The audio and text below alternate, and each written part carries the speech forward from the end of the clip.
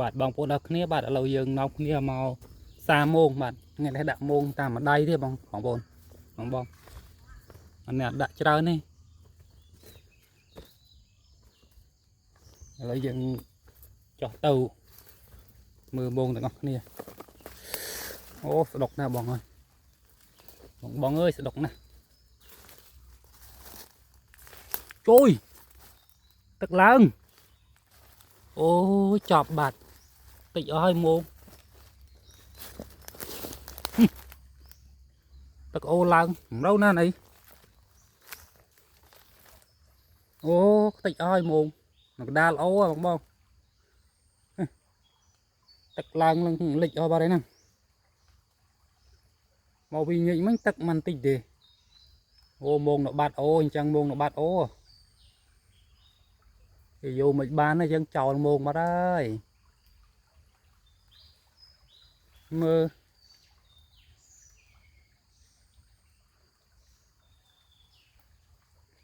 បងអើយចោលមងម្ដាយអត់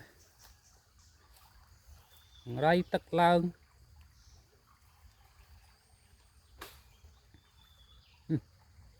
អីគេប្រើនៅលើ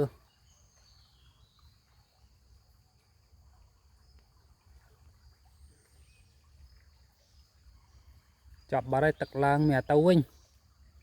ខាតបាត់ហើយមានបានត្រីមានបានអីទេបងប្អូនអើយថ្ងៃនេះបងអើយសុំទៅវិញហើយអស់មងមួយបាត់ហើយទឹកឡើងលេងម្រៅណាណីធ្វើអីកើត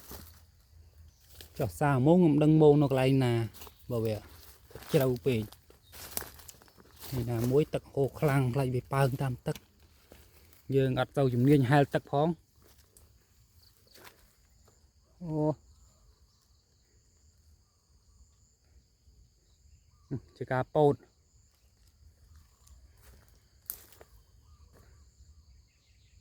ចាប់បាត់ហើយមកដាក់មងខាតមងអស់ម្ដាយបាត់ទឹកឡើងកាលពីល្ងាចទឹក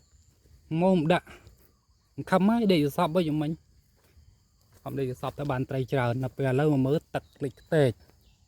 មានបានដូចសពឯណា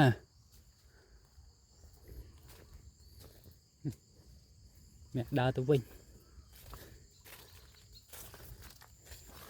សួយជន់សួយមានអីទៀតត្រីក៏អត់អាមងក៏បាត់